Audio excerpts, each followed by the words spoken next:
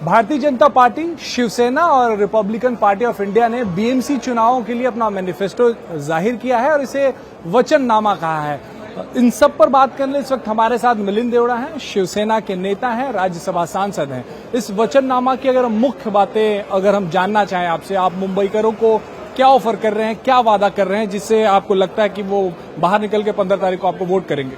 देखिए, सबसे पहले मैं महायुति के सभी नेताओं को, खास करके मुख्यमंत्री देवेंद्र फडणवीस जी और उप मुख्यमंत्री एकनाथ शिंदे जी को मैं इस बात पर धन्यवाद देना चाहूंगा कि एक बहुत ही रियलिस्टिक घोषणा पत्र हमने लॉन्च की है।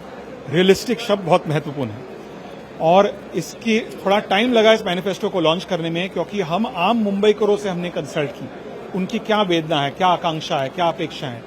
उसके बाद चर्चा करने के बाद हमने इस मैनिफेस्टो को कंसीव किया, इस मैनिफेस्टो को ड्राफ्ट किया और आज मुझे यकीन है कि जिस प्रकार से पिछले कई वर्षों में राज्य सरकार हो या केंद्र सरकार आम मुंबईकरों की समस्याओं को दूर करने के लिए काम कर रही है, एक प्रकार से हमने डिलीवर भी किया। आज आप पब्लिक ट्रांसपोर्टेशन का उदाहरण लीजिए। मैं आज गर्व से और विश्वास के साथ कह सकता हूं, लंदन, न्यूयॉर्क, पेरिस की मेट्रो से अधिक अच्छा और आधुनिक हमारा मुंबई की मेट्रो है। ट्रांसपोर्टेशन लिंक्स को बढ़ावा देने के लिए AC buses, electric buses, infrastructure को अधिक आधुनिक बनाने के लिए महायुति सरकार ने काम किया है। इसके साथ साथ जो आज मुंबईकरों के लिए सबसे महत्वपूर्ण, सबसे गंभीर जो इशू है वो गृह निर्माण का है, हाउसिंग का है, घरों का है। झुग्गी झोपड़ी में रहने वाले आम मुंबईकर हो या चौल में रहने वाले जो किराएदार हो, उनकी रीडेवलपमेंट की जो समस्या है, क्लस्टर रीडेवलपमेंट के माध्यम से जिस प्रकार से उनको परमानेंट बेसिस पर घर दिया जा रहा है, उसी एरिया में उनको ट्रांजिट अकोमोडेशन दिया जा रहा है, ये मैं मानता हूं एक गेम चेंजर प्रकल्प है। और तीसरा जो सबसे महत्वपूर्ण मुद्दा है कि पिछले 25 वर्षों के लिए दो परिवारों ने मुंबई महानगर पालिका का दुरुपयोग किया। देश का, एशिया का सबसे अमीर महानगर पालिका मुंबई महानगर पालिका है। मुंबई महानगर पालिका की बजट भारत की 5 राज्य सरकार की बजट से अधिक बड़ी बजट है। इसके बावजूद इसका जिस प्रकार से दुरुपयोग किया गया था, इसको केवल कॉन्ट्रैक्टर के लिए मुंबई महानगर पालिका का उपयोग किया जा रहा था। आज हम उसमें बदलाव और परिवर्तन लाना चाहते हैं। मैं एक ही बात कह सकता हूं कि उभाटा के लिए मुंबई महानगर पालिका एक एटीएम थी। उनके लिए एटीएम का मतलब था एनी टाइम मनी। उनको जब पैसे विड्रॉ करना है मुंबई महानगर पालिका से विड्रॉ करते थे। हमारे लिए भी मुंबई महानगर पालिका एक एटीएम है, लेकिन हमारे लिए एटीएम का मीनिंग है अकाउंटेबल टू मुंबईकर्स।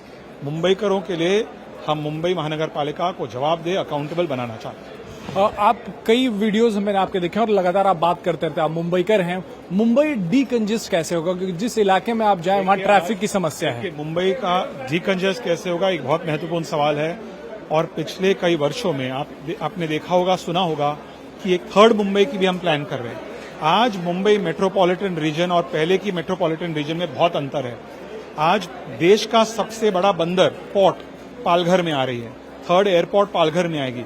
आज आप मुझे पूछोगे तो मुंबई मेट्रोपॉलिटन रीजन 5 वर्षों के बाद, 7 वर्षों के बाद पालघर से लेकर कोलाबा तक, कल्याण डोंबिवली से लेकर मांडवा तक मुंबई महानगर पालिका, मुंबई एमएमआर रीजन होगी। इससे ऑटोमेटिकली मुंबई डीकंजेस्ट होगी। लोगों के लिए जो हाउसिंग का जो प्राइस है, जो महंगाई है, वो ऑटोमेटिकली कम होगी।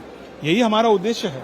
हम मुंबई जो देश की आर्थिक सांस्कृतिक राजधानी है, लेकिन पिछले कई वर्षों में मुंबई महानगर पालिका में भ्रष्टाचार की वजह से मुंबई की जो विशेषता थी, जो ताकत थी, बेंगलोर चला गया, गुजरात चला गया, दिल्ली चला गया। आज हम मुंबई को और एक बार फिर से स्थापित करना चाहते हैं कि मुंबई महानगर पालिका और मुंबई आम लोगों के लिए देश की आर्थिक सांस्कृतिक राजधानी बना रहे। इंफ्रास्ट्रक्चर की इतनी सारी बातें की जा रही हैं और आपने किया है वो भी बता रहे हैं, क्या करेंगे वो भी बता रहे हैं, लेकिन जब चुनाव प्रचार हो रहा है, चुनावी भाषण हो रहा है, तो उसमें हम देख रहे हैं कि उद्धव ठाकरे को आप लोग रशीद मामू पर उनको तंज कस रहे हैं, चंगेज मुल्तानी पे तंज कस रहे हैं। जब इतना कुछ ऑफर करने के लिए है मिलन जी, तो हम ये मुद्दों पे क्यों बात करते हैं? एक बात स्पष्ट है कि दो परिवारों ने मुंबई महानगर पालिका को लूटा है और इसलिए लोग बदलाव चाहते हैं, इसलिए लोग परिवर्तन चाहते हैं। और वो दो परिवार केवल लोगों को भावुक मुद्दों में फंसाने की कोशिश कर रहे हैं, उन्हें गलत तरह से प्रभावित करने की कोशिश कर रहे हैं। मुंबई की जनता बहुत समझदार है। मुंबई की जनता विकास चाहती है, मुंबई की जनता घर चाहती है, मुंबई की जनता अच्छी सुविधाएं चाहती है और इसलिए और खास करके मुंबई की जनता अकाउंटेबिलिटी चाहती है और इसलिए मुझे यकीन है 15 जनवरी को बहुत ही क्लियर मैंडेट महायुति को दी जाएगी। दोनों भाई एक साथ आए, उसका कुछ असर आप लोगों पे पड़ने वाला नहीं? वो मराठी के मुद्दे को आगे रख रहे हैं, मराठी अस्मिता को आगे। पब्लिक जो जनता है उनको क्या लेना देना है दो भाई एक साथ आया कि नहीं है। उनको देखना है कि हमें जो बुनियादी सुविधाएं कौन दे सकते हैं, उनको यही देखना है। बहुत बहुत शुक्रिया, थैंक यू।